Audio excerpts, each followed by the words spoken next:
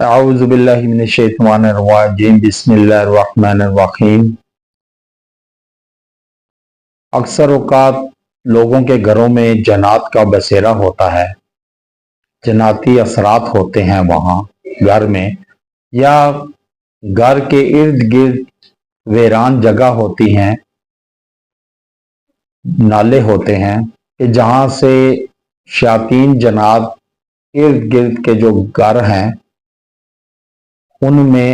آ جاتے ہیں اور پھر اکثر اوقات بچوں کو جکڑ لیتے ہیں،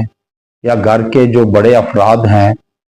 ان کے جسموں کو جکڑ لیتے ہیں، داخل ہو جاتے ہیں۔ اب ایسے شیاطین جنات سے کیسے بچا جائے، محفوظ رہا جائے کہ گھر میں ایسے جنات داخل نہ ہوں، شیاطین جنات کہ جو انسان کو اذیت دیں، تکلیف دیں، یا ان کے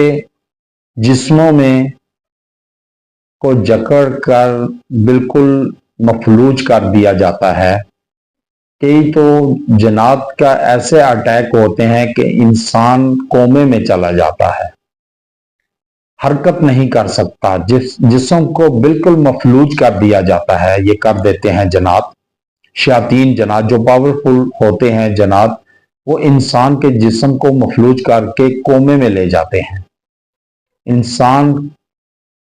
حرکت نہیں کر سکتا۔ اور بعض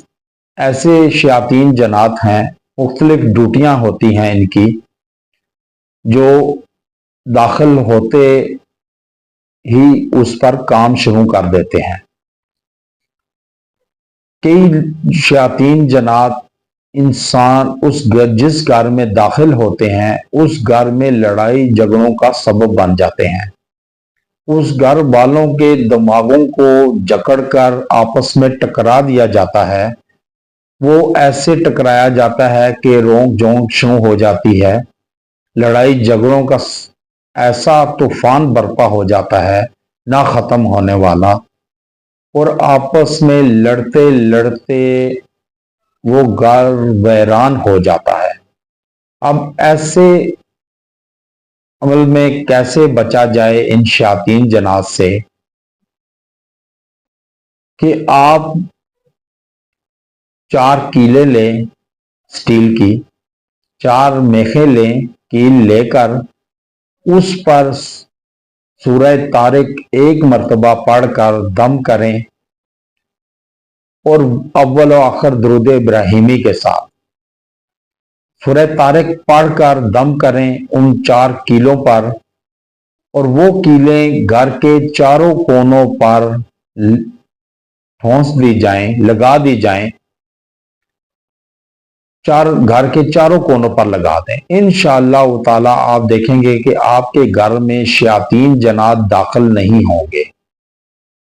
اور وہ گھر میں سکون، پیار، محبت رہے گا، بیماریوں دور ہوں گی بیماریاں، اور یہ شیاطین جنات اس گھر میں داخل نہیں ہوں گے انشاءاللہ۔ اس کو وظیفہ یاد بنائیں، انشاءاللہ تعالی آپ کا گھر اور آپ پرسکون زندگی بسر کریں گے، پرسکون رہے گا گھر۔ وآخر دعوانا ان الحمد للہ رب العالمین۔